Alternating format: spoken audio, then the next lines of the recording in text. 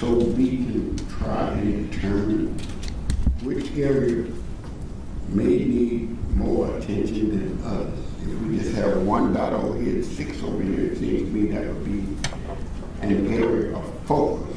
But if we see that on a map, all of us can see where the focus will be. And we want to know any strategies that they have to try to combat these seemingly daily shootings. And finally, it made it up to one of our parks, one of our popular parks, the Sage Park. We had a shooting with that. I understand they made some progress on that.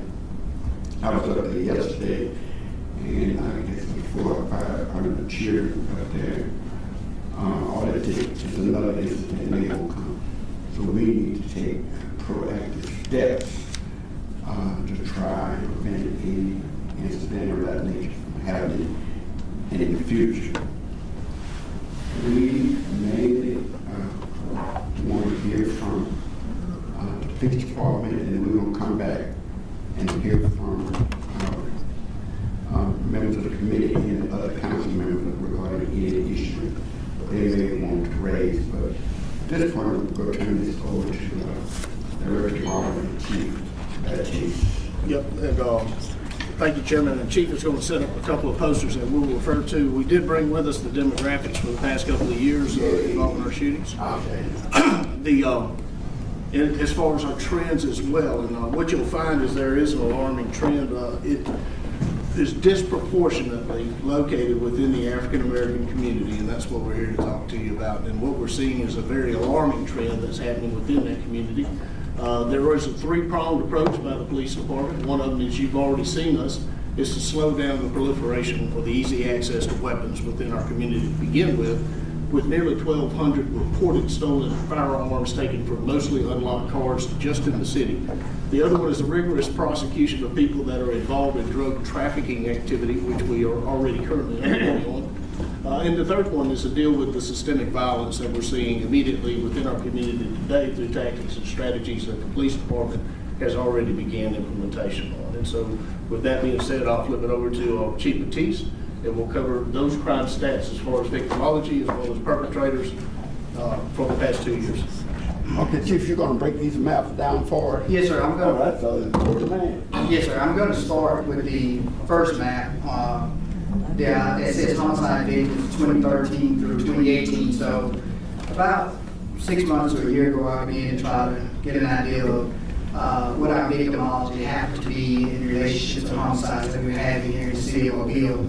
So we look back at the data, and if you look at the data consistently for the 5-year cycle, 2018 at the time I did that study was, that's only a half a year because we only had 16 homicides at that time.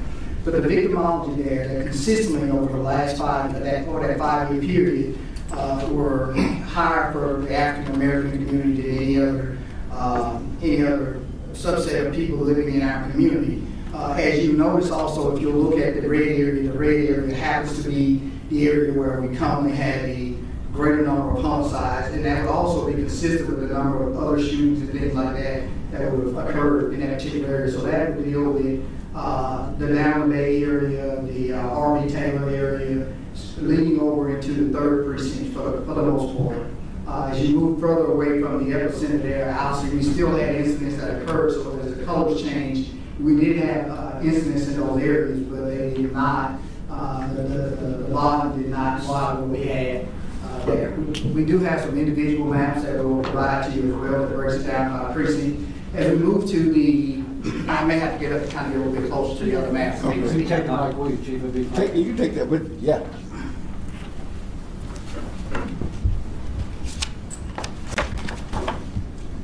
So as you look at the 2018, the second map here, it talks about gun violence in 2018. The victimology here, it breaks it down, total number of cases involved, and it also breaks it out by the demographics of the individuals that were victims. So in 2018, total gun violence cases, that's assaults, homicides, robberies.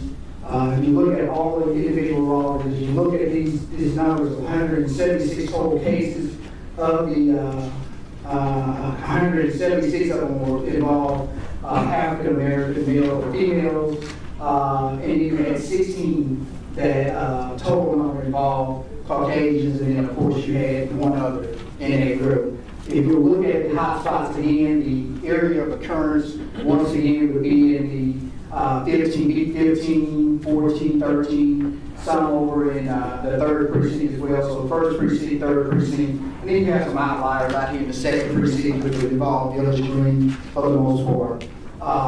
If you move over to 2019, and again, shots fired, the black crosses would indicate black victims, the red crosses would indicate Caucasian victims. And again, the heat map shows once again where the population density was. Again, it happens to be in the areas we talk about, 1st precinct, 3rd precinct, some outliers, again, out in Village Green in the 2nd precinct, and then way out here, most recently for 2019, because of the double homicide that occurred out on 80 Road and one that occurred on the Metropolis would bring in that area there, would pull that area in.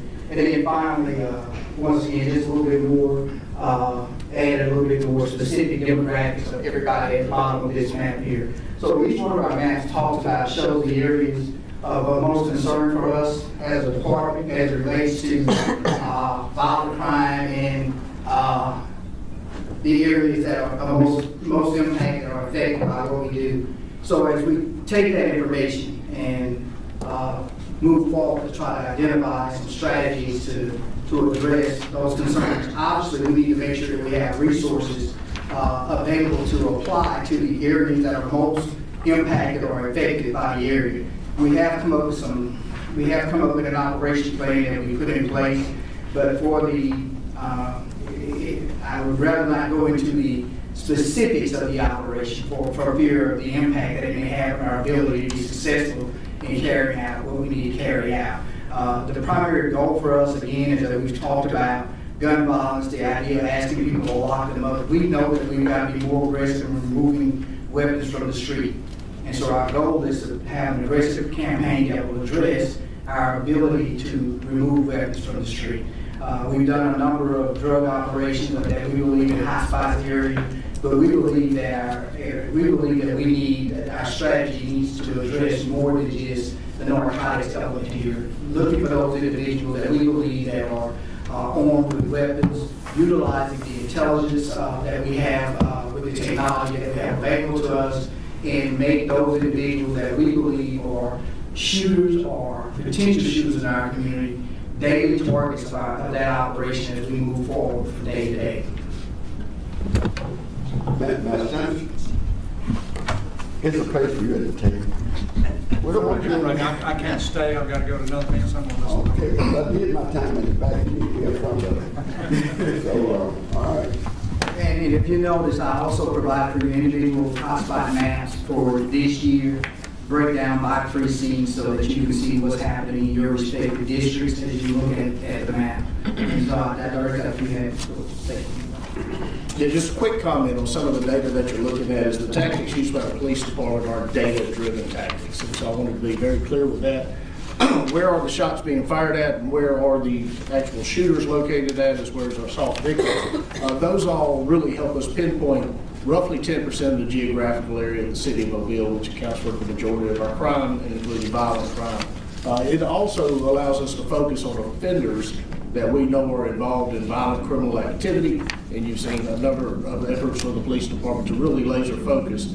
Even though this is a public venue and we can't get into specific tactics, we certainly will welcome the city council for an executive briefing with the intelligence section of Mobile PD so that you can have a more detailed understanding of the violent crime activity and gang activity that we're dealing with. I would just like to say, Chief, that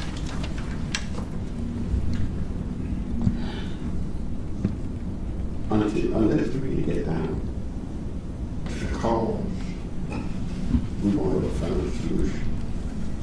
It's just like when we had, we had trouble with all these daily fevers breaking out in America, killing people, and found out the mosquitoes carried. eliminate the mosquito, and everything was all right. I'm saying that it's one thing to say that most of these kids were black. In that regard, I know enough to say this. The color didn't drive it into doing it. It has no function. It just stuck on it. It has no role to play. Something else is driving this. And if we can put our hand on it, not only can we get involved, we can get the citizens in our districts involved. If we had a cause, then we can set out to eliminate that cause. We're going to be depending on you all to come up with what is driving this. If it ain't that color, what is driving it? We can certainly. What is driving it is the lack of social controls within our communities, and we're seeing that throughout the country. But the first social control that a young person runs into is the family. And so that family is the ones that teach the norms and mores of society, the right and wrong of what to do and the correct behavior. But what we're seeing is the breakdown in the family unit, the lack of male role models or father figures within those families. And to be honest with you, you're just not going to make good parents out of some folks. The second most important social control that our young people run into is the education system, because they have outside of the family your children the most. And again, social norms and mores are again taught in that education system about keeping your hands to yourself, staying in line, being quiet when told, and respecting authority. The third one is the community itself. That was that blue-collar worker that worked down the street. When he got off work, he knew the kids in his neighborhoods. He knew who was up to no good and who wasn't. It was the guy that cut Widow Jones's yard on the weekend for him. We are missing a lot of that in some of our toughest communities. We're missing that demographic, that blue-collar worker that really watched after that neighborhood. What we see oftentimes is widows locked behind burglar bars, and the streets are taken over by crack dealers, crack addicts, and prostitutes. The third is faith itself in our community, and it's interwoven within those first three social controls, is that you have to have faith. And the moment we took paddle and prayer out of school, I think we as a country began to see a problem when we did that. So the police department is a social control, but it should be the last resort. And oftentimes with some kids, it's the very first social control they ran into because we have failed as a community to provide those other controls that are so necessary for the healthy development of an individual to be a law-abiding citizen. But I can say to ignore the demographics or to ignore the fact that we're up to a 90% victimization rate here, but to ignore that or fail to acknowledge that is to ignore the facts of the case. To expect law enforcement to be able to deal with this problem on its own is unrealistic. To do nothing is absolutely unacceptable. So the only true alternative to us is to work together as leaders in this community to rebuild the social controls within our community and create an environment that is not an incubator for violent criminal activity, which is what we're seeing. Okay. I would just like to say this in that sheet that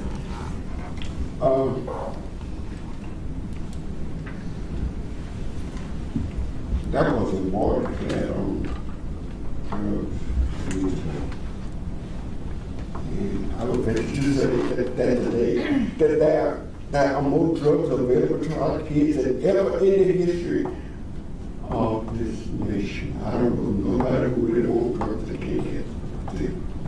I'm saying the proliferation of drugs unchecked.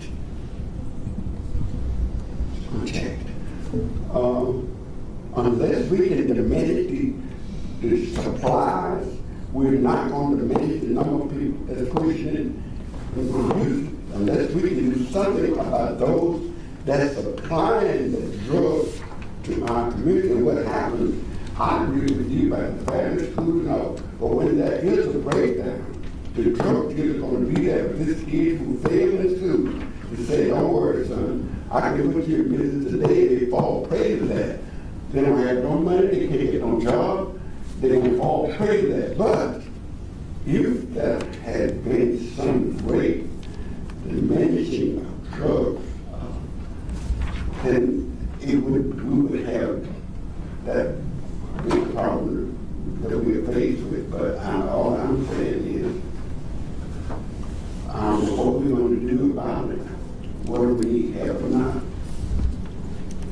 light of all these other things you mentioned, somehow, and it seems to me that these drugs ends up in the same community where all these shootings end up in these black communities. Because these are the ones that have dropped out, they fail to get an education, they don't have no money, and the drug dealer waiting. My point though is, it's got to be, you know, once we can talk about family schools, now we have to add to that. What we're going to do about the proliferation of drugs in our community, what we're going to do about the ever-ready drug supply. I mean, they have gone untouched. We stumbled up on some, they have gone untouched. And I'm not going to accept the fact that we can't find them. We went about 7,000 miles to run down Osama bin Laden. We figured out what country he was in, what city he was in, what street he lived on, what house he was in on the street, what room he was in the house. And we went in and took him out. So can we use some of this equipment on drug dealers, but they just won't work on drug dealers. They can't pick up those drugs.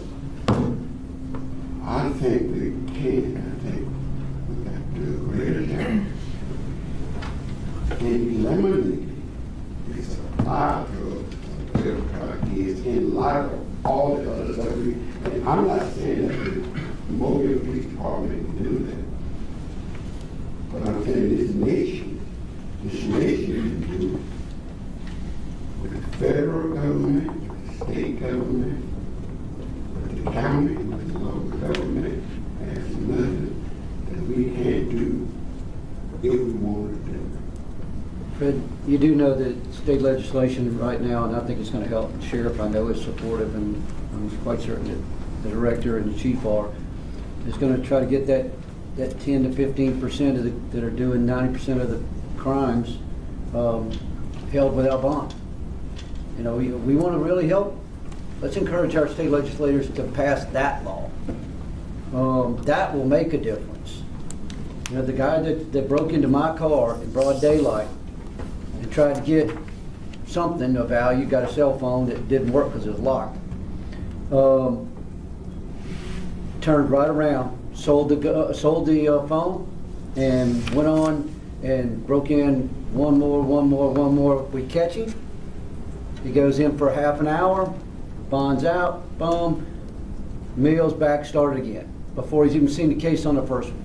That's where we're going to make a difference. I think we're going to see that we can make a difference in curbing the drug traffic if we can get this new state legislation, and I think that these guys will agree. And oh, by the way, bin Laden was found in a hole in the sand in the middle of the desert. It wasn't a house in a room.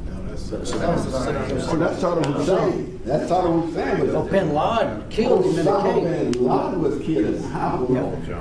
All right, Mr. Speculation here, man. That's good, Yeah, but we can find them in a hole in the desert. We can find these guys. The problem's not finding them. Was really where I was trying to go with that. So we've got to. This is where we need to stand behind our state legislatures and legislators, and tell them that we're going to make a difference. This council, and this mayor, and the elected officials of Mobile County are going to make a change to our leadership if they don't do something to change our environment, and they can do it with this law. Can I comment on the cycle of violence that we see? Yes. And again, this is part of the intelligence we'll be glad to show you, but once the shooters start shooting, they do not stop shooting until we get them incarcerated. Right. And what we're seeing happen is that we'll incarcerate a subject for murder.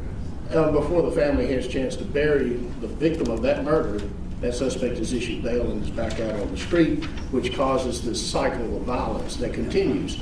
And so the proposal that we have in front of the state is that we amend the Alabama Constitution, that when the evidence is sufficient for conviction, and there's a likelihood they're going to reoffend, and they could possibly get life in prison, not just a capital offense, but life in prison for that offense, that we be able to hold without bail. Because I can't in good conscience understand how anybody could release a shooter back into the community knowing they're going to shoot again. Is that the same Peter John? That's the bill that Johnson. Okay, all right. Exactly. Fairly new, fairly Yeah, new. I never heard of It that. needs to pass this session. Yes. I know new state bird or a great little badge that everybody's gonna wear and it's gonna make us aware. We need to pass a law that's gonna make a difference. And if we wanna make a trip to Montgomery, that's the one to We go should on. pass a resolution asking for, Yeah, we need to go. we need to do stand in that. there Yeah, every we need to committee. pass a Yeah, we need to resolution. draft a John, resolution that goes. So you need to put something for the council that we support this, that we can send them. Is it in committee? Do you know It's- where it is? It's been introduced by Representative Chip Brown. Okay. It should be Assigned a headed. number yet? Yes. So we can I'll- get the legislation. We'll get all of you a copy of it. What this does, though, it doesn't change the law. What we're asking to do is amend the Constitution, which is going to require by ballot in 2020 Right. a vote of the population of Alabama. But we hear all the time about what they The call a referendum. revolving door. And if this is helpful to stop that revolving door of letting out people, because that always horrifies people when they see that list of all the things, you know, that they kept getting the pass on. Well, I think I use for an example constantly, if y'all remember the young lady that shot at a stoplight. Oh, my At God. 1 o'clock in the morning, she lost her eye. Now, a person, that's an unprovoked attack on an unarmed woman at a stoplight. That, one of the individuals involved in that was given youthful offender returned back to our community, is involved in 2 more shootings of other teenagers at the Sullivan Center in 2017, near the end. Was given bail again to be After that released incident? after that incident. Was given bail again to be involved in the shooting of 3 people in Trinity Gardens Parade last year. And then we moved again for no bail on that individual because of the likelihood to reoffend. And again, it was denied by the court and bail issued again. And so that is the problem that we're dealing with. We have a 1901 Constitution, but we're dealing with 21st century threats. Wow. Okay. So, come on, Jim. Going back to the map showing all the different shootings, homicides, do y'all, I know you question the suspects when they're brought in, but is there a way to find out from them, if you may already do this, when they do shoot someone, when they do kill somebody, do you ask them, what started this? Why did you pull out a gun? Why did you use it in this crime? What's the motivating factor that they use a gun? Yes, we do. We always try to find out what the motive has to be in a particular shooting. You know, it ranges. Some of them are domestics. There's cycle violence that exists with domestic situations. Some of it involves criminal activity, like surrounding the idea of drug sales and things of that nature. Some of it surrounds gambling. There are a number of emotional gamuts that shift when someone makes the decision to pull the trigger. And that's exactly the reason why there's a law that prohibits someone under the age of 21 to go into a store and purchase a weapon. They're not emotionally equipped to deal with the maturity of having a weapon and to deal with the emotion that comes when they're having conflict with somebody. Councilman Richardson talked about, color not being a factor, and color may not be a factor. It is not a factor. What is a factor is the idea that in the African American community specifically, there's a greater number of violent crimes occurring, and the attention needs to be brought to everyone that lives in those communities to say, hey, look, there's something that we can do. That data on the board over there does not change. It hasn't changed over the last 5 years very much. It's always been 70% or higher. And if you take that same data and you look at the perpetrators or those individuals that were suspect, that data won't change. It'll be consistent. In fact, the numbers will be just a tad bit higher if you look at the data as you look at your suspects. But the reality of it is this: we have to draw the attention to our community so that our community can take an active role, in particular in the area where we're seeing hot spots. It can't be done by the city council members sitting around the table. It can't be done by the police department. It can't be done by the mayor. It has to be a conscious effort of those people living in the community to change the dynamics of things that are happening in their community. whether it's black, those same gray dots could be where white people live. If they didn't take an effort, make an effort to change the dynamics of things that are occurring in the community, we'd be having the same conversation. So we got to get the people that are most impacted and affected by what we're seeing here to be engaged. It can't be just us. My dad says this: if you don't love yourself, I can't love you, because you gotta love yourself. I can't love you more than you love yourself. You got to do those things to change your outcome. And it begins at the community level. And I think the director talked about all those, the social controls that exist for us. One thing, well, two comments. You probably heard Judge Naaman tell the story about when a young man had come into Strickland. He had murdered someone. He shot and killed someone. And this was a kid who was a minor.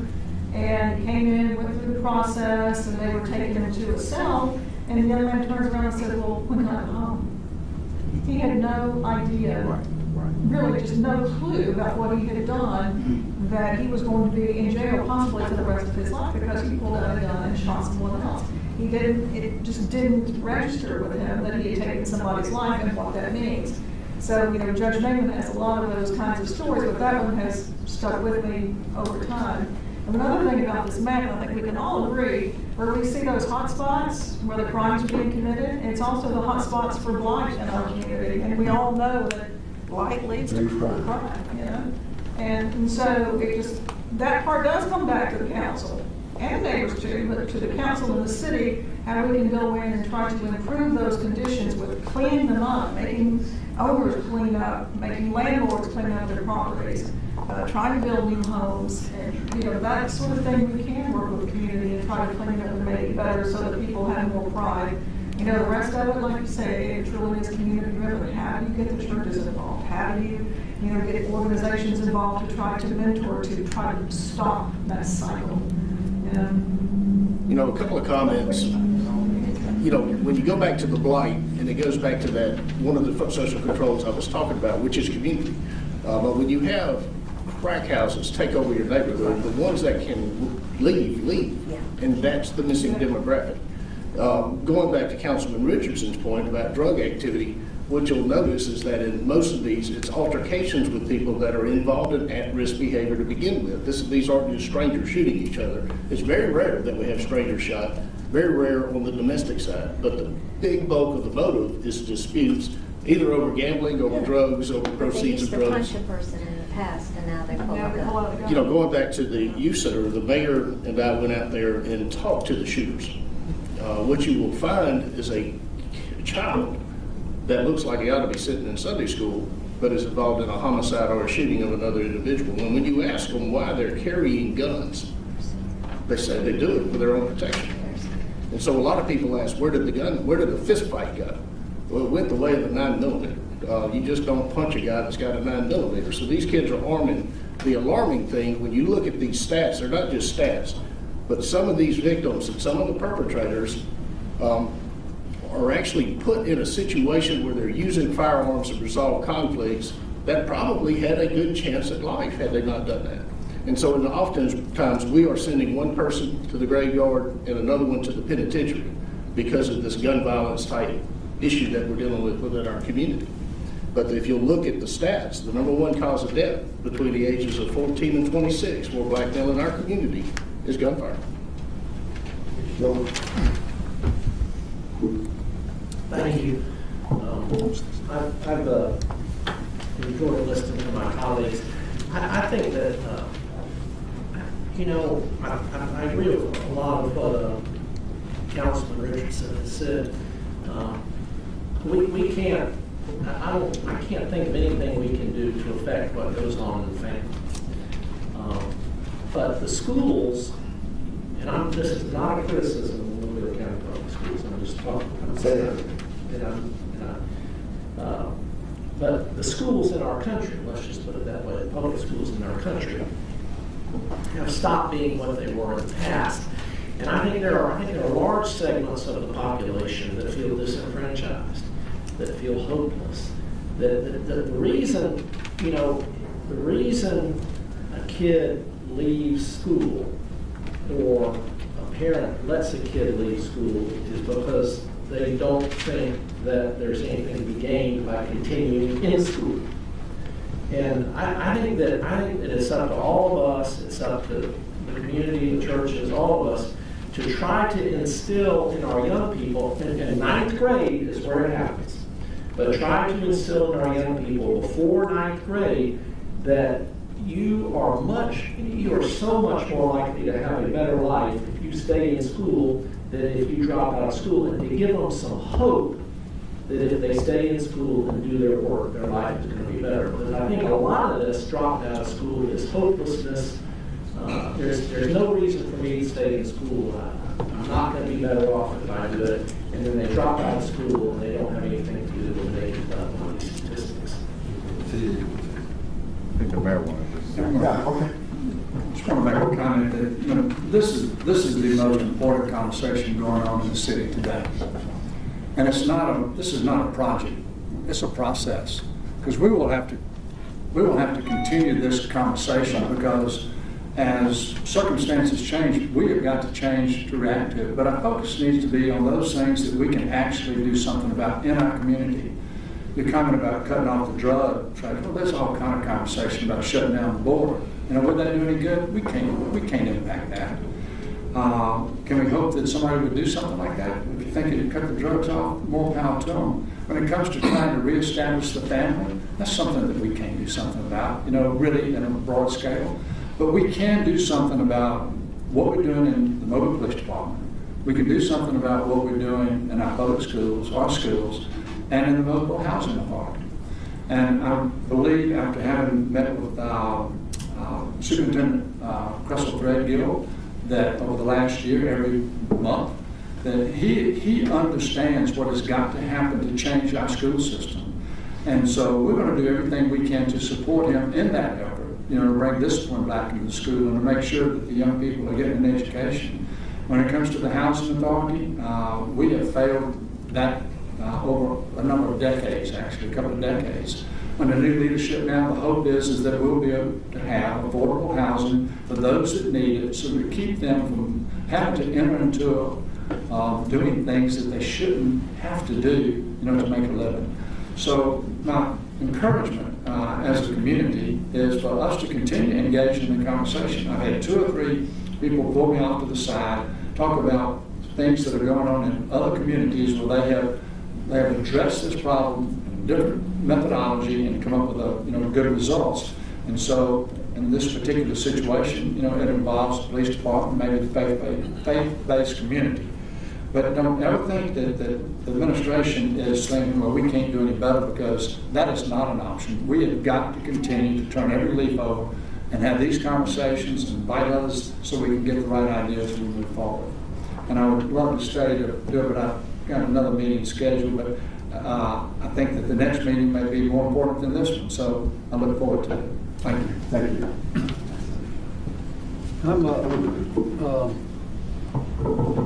I can't help but think we're asking the police department to do things they simply are not equipped or trained or have the capacity to do in a lot of cases.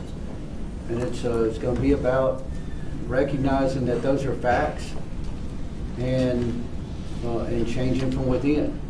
And strong men in these churches, strong men in these businesses, and it's going to take men to change it. No offense to the ladies in the room or to the police, but to me, that's where it is. Now we can, I think if we can keep them in jail, these guys have a better chance.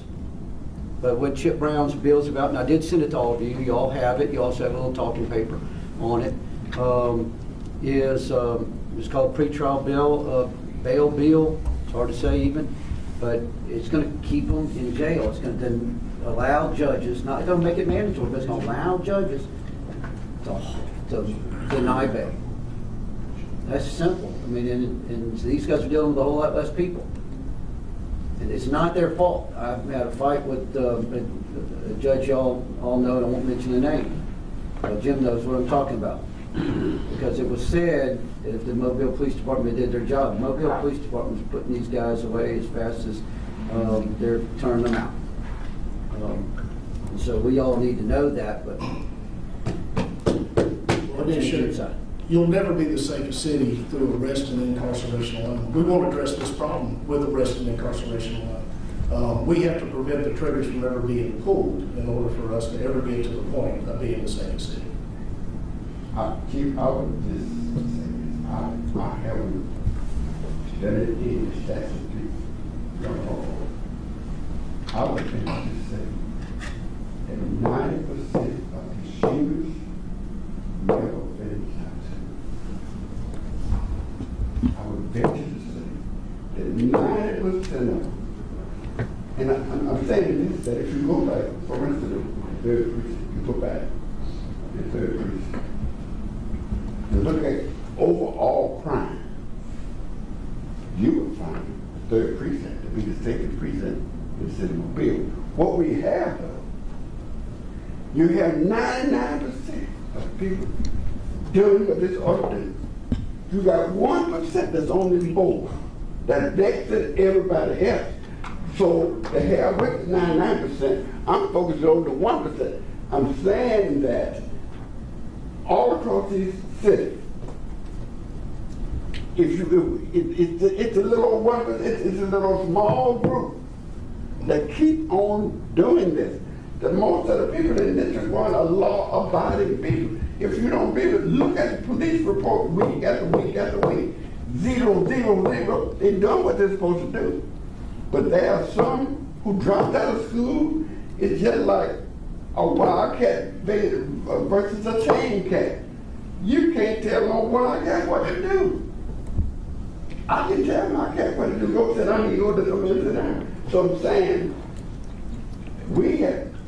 once we knew that this is the cause, not only that, they also lead to unemployment. Unemployment in District 1 is about 17%. It's something like 5.1% in the city, 17% in District 1. You know how come? Because you got people up there who never finished high school and nobody go high school. The jobs that they used to have on, you got to work on computers. You can't even get a job at McDonald's. You can't read the computer because the hamburgers and the French fries are all computerized. They can't even get those. So they end up doing something they don't have no business doing, and it's going to take the end. So what I would like to do today, I would like for you all to tell us, out of this big red group, this group that's out of control, what percentage of this group did finish high school? We can then go to the sororities, to the fraternities, to the churches, and let all of us get involved to make sure, and I can tell you this all across this country, not just in Mobile, Alabama. African Americans are expelled 10 to 1. 10 to 1 from these schools. The sock ain't right, go home. The jacket ain't right, go home. Any little food stuff, they send them home where in other schools they call them, Mama, bring a jacket. So once you start putting them out of school, then they get lost by the wayside down there. So I'm saying there are some things that we can do. But you all can help us by telling us, give us a prototype that based on what we have here, tell us who dropped, who didn't finish high school and all of that. That's what we can take back to the community and say, it is not going to change until you all help us change this right here.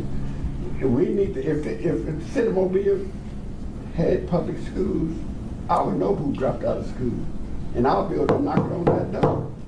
Tell their parents, let me give you the history of what's going to happen to your boy.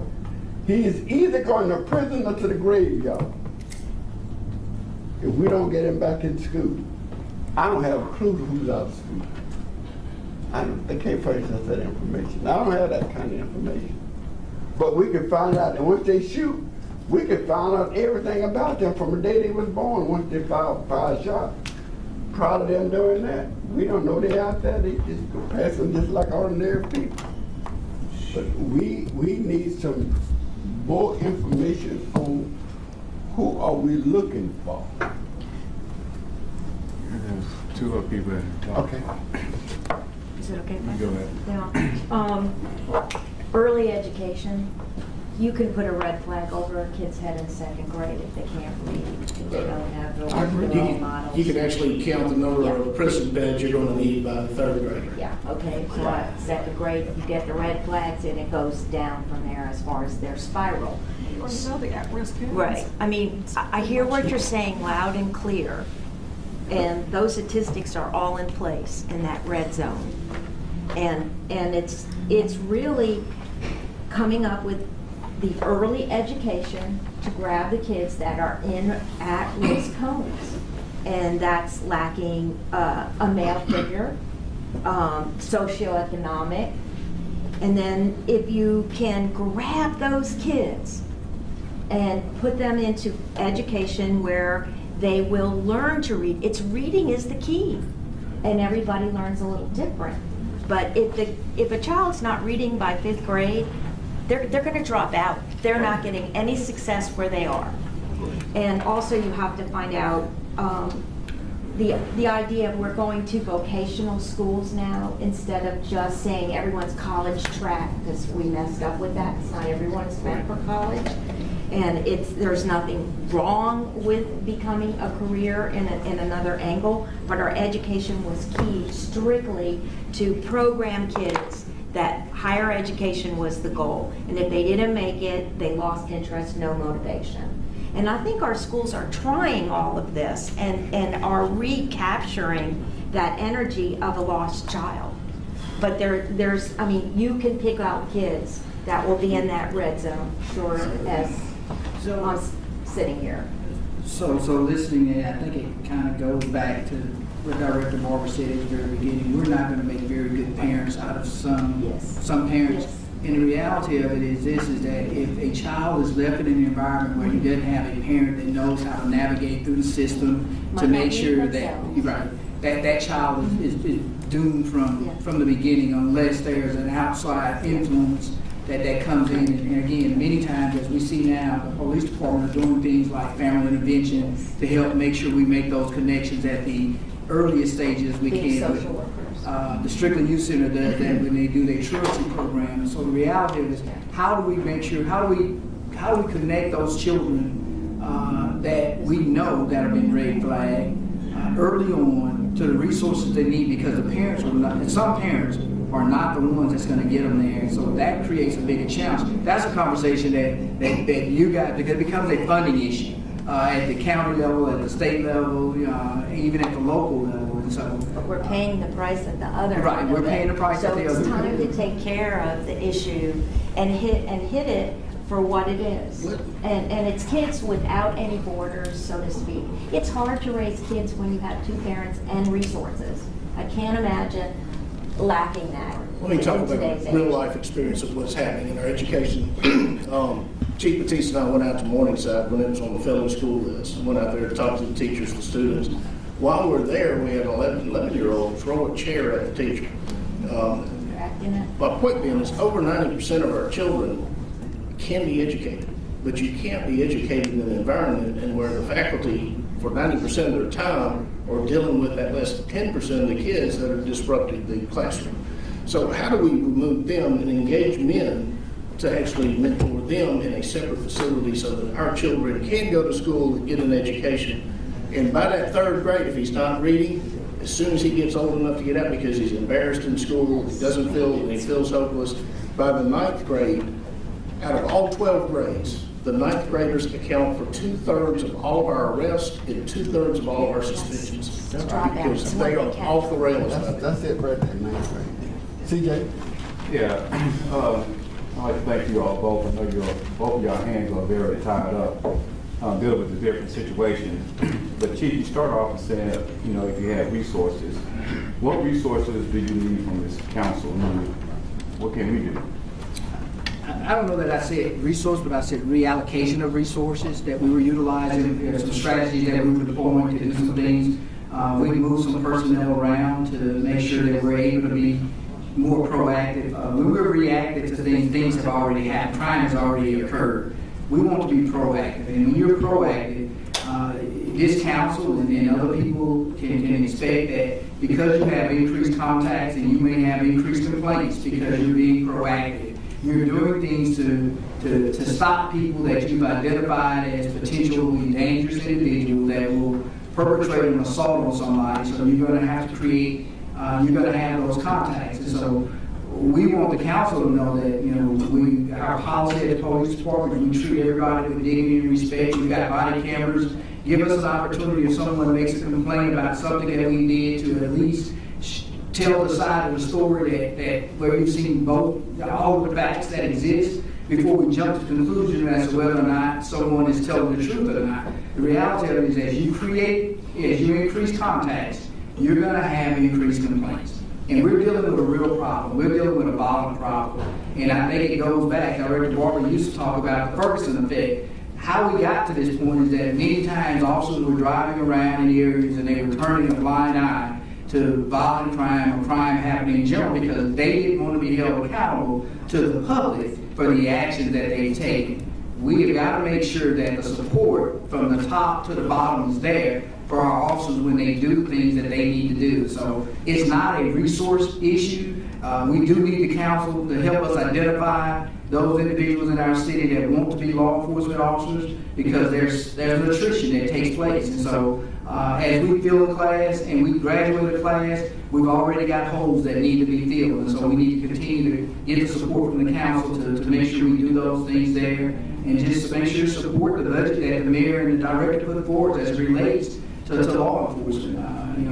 Again, we're a department that consistently look for how we can recruit and retain the officers that we have. But the resources are there. It's a matter of us moving those resources around to make sure we are addressing this specific problem right now. And again, I do think the strategy that we have in place, give us a couple of weeks so that we can talk about some of the results of the strategy that we have in place. I still agree with all the majority of stuff that was discussed at this table today. This morning I was headed to the gym and I was listening to Steve Harvey on morning show. And I was kind of embarrassed because it was talking about First 48. And Steve Harvey said Mobile, Alabama. Yep. Little Mobile, Alabama. Yep. You know, on First 48 hours last night. And I was like, all the cities in the United States, you know, he picked on Mobile, Alabama. I do agree with you, Barbara. You know, when they took prayer out of schools, nobody don't want to follow the rules. And a lot of this stuff, we cannot blame on the police department, not on the parents, and not even on the school. I really believe that a lot of this, we have to really blame on state laws. Because you can't whoop a child, you know, you can holler about child abuse. You go to the different schools, like you said, Barbara, that they're up in there chastising the students, you know, besides teaching. If they're not trying to chastise the students, they're in there wash your clothes because the kids come to school dirty, or they come in there smelling, they're trying to wash the kids up and they're not really just teaching. Yeah. But when you can't say nothing to the kids, then what can you do? They're not going to do nothing but act up. If I know that I'm going to go somewhere and I'm not going to be punished, you know, and I can go somewhere and I'm not going to be punished, but I'm going to go there and I'm having a good time and I'm just going to enjoy having a good time. You know, I do agree that we need to send some type of resolution up to the state to prevent the small amount of people or kids or juveniles that are acting up, making our city, our community look bad. But in the meantime, we needed to do something. Last week, I hollered about roadblocks. You know, Thursday night, drive-by shooting. Young man got killed. You know, just signed a scholarship. You know, Saturday night, a 50-year-old man got shot. I mean, we got to do something now. I mean, and I do applaud you all have the plans in place. And I'm grateful for that. But I mean, we just cannot just keep on pushing this or kicking this down the road because many people are losing lives. You know, I understand that you said that you need the help from the public, but many of the people that I represent, which is in that area, they're scared. They're scared for retaliation. Many people contact me and say, you know, small this, small that. I said, well, do this or do that. No, I'm scared. You know, gunshots. You know, well, did you call the cops? No, they go ask me too many questions on the phone, or they take too long to come, or they never did come the last time I called. It's always, you know, something that's there or barrier with people calling about different gunshots and different things going on in nature. You know, Councilman Day had mentioned about the 9th grade. We can't start at the 9th grade. We got to start at 3rd grade. Yes. Yep. But you got 1st graders now don't even respect their own parents. Yeah. They're going to the schools and cussing the teachers out. First. And again, with the state laws, it's preventing. When I was in 6th grade, I went to Booker T. Washington. I remember getting a paddle in school. You can't get paddles no more. It is still legal. You know, my generation, which wasn't that long ago, is nothing like this generation today. And you're talking about one-parent household. We had one-parent household way back years ago. You know, Councilman Richardson talked about how his mom had raised up all these children and stuff, but look at him today. I mean, it's about parents are really scared of their own kids. Right. Exactly. And then when they're scared that their child might call the police on them and they might, you know, go to jail because their child called the police on them, I mean, again, to me, it has to boil down to state laws. Yeah. I had got a letter, certified letter, last week from a constituent. I get pulled over to the side all the time, you know, gunshot CJ, this and this and this and that. But this particular person has certified me. I'm just going to read a little part of it. It says, Councilman Smalls, I write you regarding to serious state of chaos that appears to have become more prevalent. What are previously a quiet, peaceful, and safe community. Over the past several months, my neighbors and I reported to the City of Mobile Police Department that sounds of gunfire in the Brooklyn Heights area. Based on news media accounts, there have been several shootings in the area. I'm a 43-year resident homeowner at so-and-so, I'm not going to call it the street. Over the last several months, my home has been hit by stray bullets, alleged intended for residents of rental properties at such street. In the first instance, where a bullet struck my home, it pierced through the bedroom window where my daughter sleeps. Fortunately, she was not hit in the bedroom at the time. Over the past several months, gunfire could have been heard in our community at various times of the day and night. Most recently, a few weeks ago, another stray bullet struck my home a few inches from my daughter lay sleeping. This is what I'm getting. You know, over at 1010 Baltimore Street, I have a, pass it down to the chief, I actually will show the meeting because I don't want to go out. At 1010 Baltimore Street, I have a lady in the hospital bed.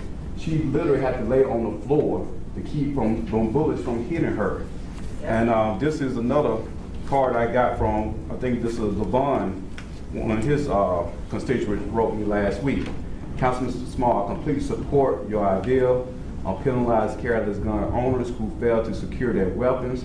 I met face-to-face with our police chief and Captain Melvin Jones' suggestion we replenish safety checkpoints throughout our entire city. I received no instant response. Surprise checkpoints will reduce gun crimes and other violations. I realize it takes manpower and resources, so sending 200 officers to a fellow officer funeral or just investigating the end of the list of gun crimes in Mobile, we got to make our city the safest and cleanest in America. And I started thinking about it. He said, taking 200 officers off the street to attend police officer funerals. We got to do something. I understand that some people might not think that the checkpoints might not be effective, but a lot of people do think that the checkpoints is effective. But again, if a person is out there and they know they're not going to get stopped, you know, they can do anything they want to do, they're not going to get caught, they're going to keep on doing it. Yeah. We're talking about drugs. Drugs is not going nowhere. Las Vegas, drugs is legalized. Weed is legalized. Denver, Colorado is legalized. You go up there, walk up and down the street, and get high for sniffing it. DC, they legalizing it. I mean, it's not going nowhere. You can put up walls and walls and walls, but drugs is not going nowhere. But what we can do is we can stand to tolerate, you know, only so much things, and when we get ready to stop tolerating certain things, we can take certain things to action. If it is to, you know, send a resolution to the state, is it to, you know, encourage our state legislators to pass certain laws, you know, several preventable actions, you know, like this week gonna come up again is the ordinance that I had presented a couple weeks ago. I mean, it might have some stuff there, but I get tired of people knocking on me, mailing me, CJ, what you gonna do? I can't do nothing. The only thing I can do is send a resolution to the state and encourage them to pass law. I cannot call a police officer and tell him to go down the street and get that person because they carrying a gun down the street. I cannot tell a police officer to go and put up a checkpoint. I can't do that. But what I can do is what citizens are asking me to do. And, you know, unless it's in my power to do, and that's one reason why I'm pushing the resolution next week. It may not go nowhere. But when they ask me, CJ, what is you doing? I can tell them what I have done. I can show them what I have done. But again, we have to do something. If it's not something, we have to do something. Because again, we're losing too many lives, too many innocent lives. I mean, I had someone come to me yesterday saying they're scared to leave their house. Nobody should not be scared to leave their house. The lady left there, 40-some years old. She cannot afford to pick up and move. And I hate to just keep going on and on, but again, I appreciate you all. I know you all have a lot on your plate, but it's April now. After Easter, it's going to get hot. Yep. I'm already going to tell you, Easter Day, come down Baltimore Street. Yep. Please start at 7 o'clock in the morning because it's going to get hot on this street, always every Easter. But when it get hotter, things get worse.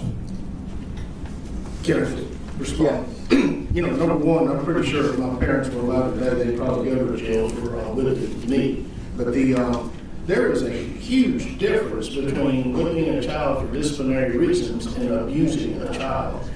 There is no one in the Mobile Police Department that we would ever tolerate whipping, for arresting a parent for whipping a child versus abusing. We do know that distinction, and it's clearly that is permissible by law. And so I don't believe that you say that parents are scared of their children. If they fail to whip them when they're very young, you're going to have a very good reason to be scared of them when they get older because they're going to get too big for you to handle at that point. The other thing, when you talked about it, and I mentioned this earlier, is we have to change an environment which acts like an incubator for violent criminal activity. That environment is the one you just described where good people are scared to do anything about it. And the only way for evil to ever persist is for good men to do nothing. Right? And so we have got to, as people, as leaders, to do something about this environment. We should never be scared of this. The other, about the prayer in school, we as government cannot lead prayer in school. But I tell the pastors that I lead that we as government cannot stop prayer in school either. So the other thing about the chief's mouth, about accountability, we want you to hold us accountable. What officers tend to react to is the public persecution without even knowing the facts of what's going on. And so as we continue to go in with these tactics, and it's data-driven, we're showing you some of that data, why we're going, where we're going, because 10% of the geographical area of the city of Mobile accounts for up to 80% of the crime. We know that.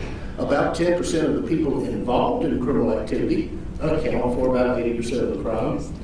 We know who they are. There's no reason for me to go after the broader 90-something% of the people that are not involved in criminal activity, which is why we keep this offer out to let us share intelligence with you. Let us show you what the police department is doing in an executive session or a training session so that we don't give away our tactics or defame or slander anybody unnecessarily. To go back to checkpoints, our experience has been incredibly largely ineffective, incredibly costly, and at the same time it's pulling police officers out of the 10% areas that we know we're having violent crime in. And what usually penalized is the person that has forgot their insurance card or something like that. That's usually what we end up with is thousands of tickets and very few guns because the checkpoint does not allow you to search a car. The checkpoint allows you to check a driver's license, registration, and an insurance card.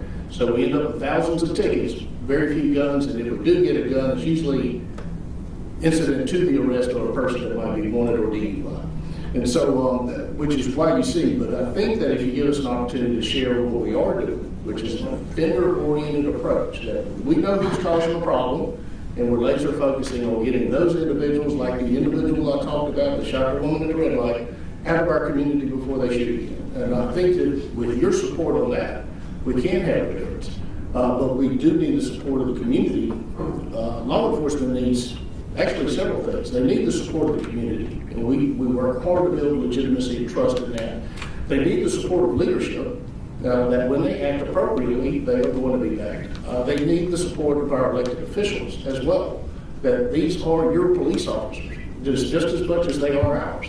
And when they act appropriately, again, hold us accountable, but when they act appropriately, we should be supported. And when they mess up, and inevitably, they're human beings, we'll have that happen. We will deal with it, and we will deal with it appropriately. Two questions. Come on. Yeah, two questions, Barbara. With the checkpoints, and I understand that you, by searching the cars and et cetera, but if something lead an officer to suspicions like smell marijuana in a car, I mean, that don't give more authority to go further? Smell of marijuana in a car with a trained officer is probably cause to search the car.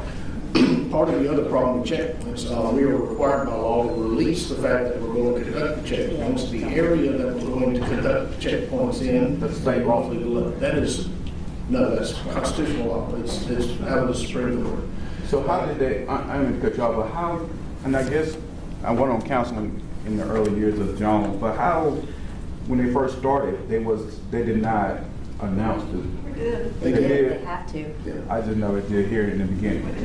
But not everybody watches the news. Yeah, especially people who are good behaved actors. We do announce it. The other thing that's really hindered the effectiveness, checkpoints really came out as a way to deter DUI, not And also violent checking crime. for insurance back when. And insurance, When it insurance became laws. mandatory. But gun violence went down. But Yeah, that was my second question, the comparison. That's actually not true. That's not an accurate statement. That's not the facts. We actually had higher gun violence or higher violence in Parkland crimes while we were running checkpoints than we do now. I mean, we'll pull the data.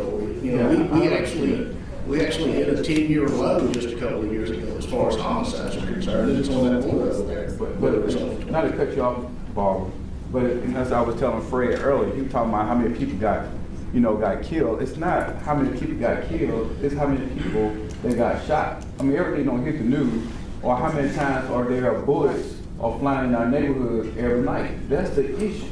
And that's what I'm not worried about how many homicides there have been. My question is how many times have shots have been fired? I mean, cousin with this lady right here, I mean, this is an ongoing battle. I mean, was this ongoing battle, but it's not being, half of a lot of it still is not being reported. I'm sorry. Oh, because the What about person the is scared technology? to Can y'all talk report. about how much that would cost to put a radar over our city or over those areas? You're talking about ShotSpotter, is that what you're talking about? ShotSpotter. You know, ShotSpotter is largely ineffective in that it does a good job of reporting shots fired. It doesn't tell us who's shooting. And so, that it has to be coupled with a camera system that coordinates with the ShotSpotter so that the cameras turn so that we can see whether or not there's actionable intelligence that we're looking for, like notice and suit, red tie, and so that's how ShotSpotter today in the modern times can be more effective. But what we found talking to them is incredibly expensive. But there is, we're talking with Mobile Housing Authority, who has budgeted money for security, about maybe implementing some type of pilot, and we're trying to get that off the ground to get them to meet. The problem that we've had is the Housing Authority has been in disarray for so long that we've had a very difficult time trying to get some collaboration. Okay, one more thing, I'm gonna be quiet, I promise. A lot of our schools, the kids that's acting up, a lot of them are on medication. That's just the truth. If you talk to the teachers, talk to the principals, they'll tell you a lot of the kids are on medication. Oh, for hyperactivity? Yes. These kids that are committing these crimes, have y'all noticed, are these the same ones that's on medication? Yep.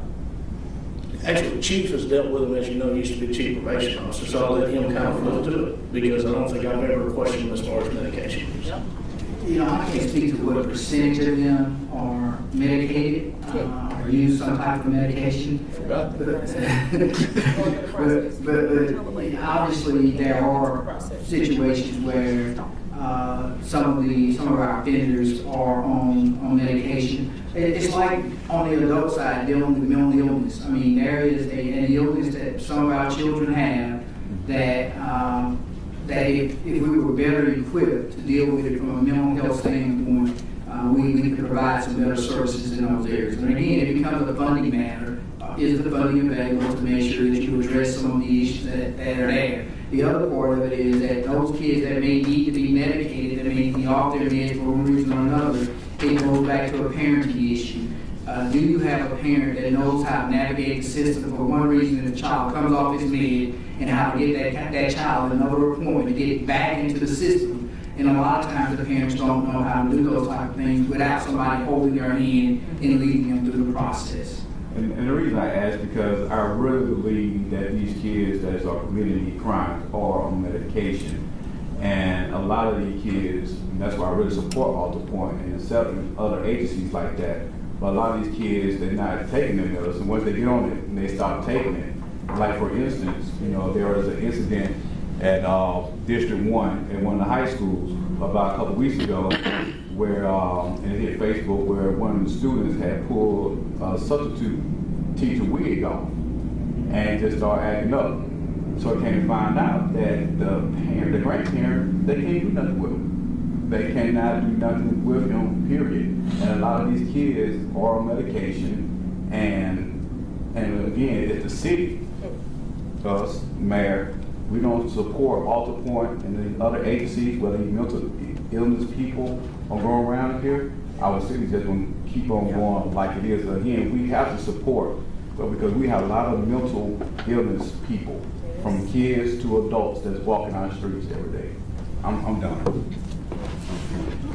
Actually, I've seen a couple of things in with the citizens in the back here when they say something.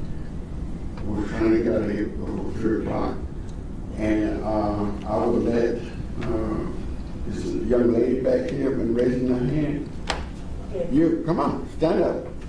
Or can you make it short? Yes, I can. Get out of here. I'll make it short and sweet. My name is Selena Whitney. I am currently a substitute teacher working in Mobile County Public Schools voluntarily, and I am in emergency certification to do math and science. I study chemical and biological engineering at the University of Alabama, and I take my skill. I take these children. I actually have 2 that are in the Mobile County Public School system. I am born and raised Mobile County native. So I take Mobile County Public Schools very seriously and the funding that's going into them. Now, as I went as a substitute, this is what I've seen, that there are a lot of mental health children. They made me a special needs teacher when my skill is math and science, okay, because of the care and the attention and the sincere love that I see and I'm able to pull out of these beautiful young children that do have futures, even if it may be a little bit slower, some a little bit in the median, and some are higher. We need more special needs schools, just like we need more gifted here in Mobile, Alabama. And we do need more assistance on the Alter Point end. There are a lot of special needs that go untreated, not only because the parents lack the information, but the community around them have the lack of knowledge and resources that the community is here to help them and assist them in getting them through the Alter Point process and in the schools and keeping them afloat there. Also, the youthful offender plea. That's a big crime thing. A lot of older women and men take advantage of these young people that still have the youthful offender plea eligible. That is another big thing that is causing great gun violence in the city. They will recycle these young boys in the system as youthful offender. They know they're going to go in 15, 20 years and come right back out, and they're more aggressive without the mental health that they needed, and they're worse. So, that's all I had to say. Thank you. Pass it over to Dr. Rob right here. Right here. Dr. Rob, Good afternoon. See you guys twice in 1 day is quite a bit. But I think it's an important issue. I'm grateful to be here, and I certainly commend Chief and Mr. Barber for all they're doing. Firstly, I would say one of the things that concerns me, you brought up, Councilman Richardson's question about root cause, and we have a lot of statistics presented, which I think are kind of general statistics. I don't think there's any real facts. If I speak to any statistics, I'll speak to the ones that Chief and Barber produced. But the first issue would be that it used to be a time when criminal statistics, not just homicides, were reported on a weekly basis in the city of Mobile. Within the last several years of this administration, we decided to not make that information available. And I would say, relative to the numbers, while I do commend you for focusing on homicides, as CJ said, it's critically important when we see loss of life and where those concentrations are. And obviously, those things you monitor, those are the things that you're obviously going to make some concentration on management. So that, I still support you on that as well. But relative to the number of statistics produced today, that youthful element relative to the perpetrators of these crimes in our community that result in homicides, that number is roughly about 30% of 175. And that number really is only going from 14 to about 18 on the juvenile side. And once you get past 18, it's really 75% of that number adults. So, yeah, there are a lot of issues. But the one thing that I would say, you're going to talk about cause and effect. When we look at what's happening relative to the root cause, and I understand what's going on with Chip's recommendation in terms of legislation in the state of Alabama, what we've seen also is, I would suspect that knowing what's going on in Montgomery right now, we're going to have some substantial report come out tomorrow from Governor K.I.D. as it relates to Holman and other state-related prisons. But we also know that when there was a change as it relates to the governing bodies here in our municipality, obviously you have law enforcement, you have judicial, and you have the legislative and administrative components. But at the end of the day, even in our own metro jail, we have severe overcrowding as a result of the fact that we're not letting people out on bond. So there's a whole series of things that are going on. And I would say that it's not going to do any of us any good to point fingers at one single entity. We obviously have to come together in some kind of cohesive approach. And I would say that Chief Barber and Chief Baptiste and my friend Curtis Gray is behind me, some other number of people are about to introduce the Traumatic Informed Community Network, which is the DRIVE program, which I think is a resource that people should make available and participate in. There will be a community meeting on April 9th at 5:30 at Moe's downtown, which will talk to all of these elements. How do we bring in education? How do we bring in law enforcement? How do we bring in university health system with the one designated trauma center in our community? How do we bring in social workers and ultimately, and more importantly, how do we identify trauma in our community at an early enough stage to come up with some kind of a comprehensive approach to respond to the needs of people in our community? So these are the things that are going on. If we are able to succeed in doing this, if you want to talk about allocation of resources, that would be a place to put some resources. Because at the end of the day, what we're really looking at is what can we do in a proactive stance, which is what Chief Barber was speaking to address the concerns in our community in a real, meaning, and substantial way. And the only way to do that is that we succeed in making Mobile one of only 8 trauma-informed community networks in the United States, where law enforcement, mental health professionals, schools, and all these other concerned players and stakeholders have an opportunity to come together. And as a final thought, and I'll pass this back to Chief Baptiste, the biggest issue, now some of you may be as old as me in this room and a lot of young faces in here, but I remember Mickey Rooney in Boys Town. One of the biggest issues we have, whether it's juveniles or adult offenders, is the idea of recidivism. How do we stop those people that are perpetrating crimes from returning back to the scene of crime and perpetrating other crimes? Which is why I'm interested in this vague word we hear all the time, transparency, relative to what's actually happening with statistics, and as it relates to all levels of crime, not just assault, robbery, homicides, behavioral thefts, all those kind of things. But at the end of the day, those people that are in that community that may have whatever number of problems, and I'm not going to put it on broken families and single-parent households, because I agree with what CJ and Fred said as well, and I'm not going to put it on blackness. The fact of the matter is, some of these people need to be separated from those environments, maybe not necessarily in an incarceration format, where they can be afforded the opportunity to not return to those crime-like behaviors. We know, and Chief will substantiate this, when we look at the statistics as it relates to recidivism, if we can keep a young person, at least that's the focus that I have, from returning to a crime or to incarceration for more than 30 days, their return to criminal behavior is greatly diminished. If we get them to 90 or 120 days, they almost never come back. So if you're going to talk about allocation of resources, I would encourage all of you to come out to the 5:30 forum that's being sponsored by Mobile United to learn about Curtis Gray's program with the the mayor's Department of Strategic Initiatives, and how all these fine gentlemen are going to get together and work with other people to try to address that. And then ultimately, we really need to address this with citizenry by finding a mechanism or placement of some kind where these folks will be separated from their crack coke mama and their brothers selling dope out of their apartment in their building. That keeps them up at night even though they want to go to school. And then keeps them in an environment which is ultimately, we all know we're all products of our environment. And while some of us may have striven to overcome that, there are many that still need help, and we can do that. Reggie, come on. We're gonna close this part of it out. Nurturing people. Come on, bro, come on. Don't go back. Mr. Chairman, members of the committee, to the director and the chief. Reggie Gill, I am the founder and executive director of Successful Future, which is the local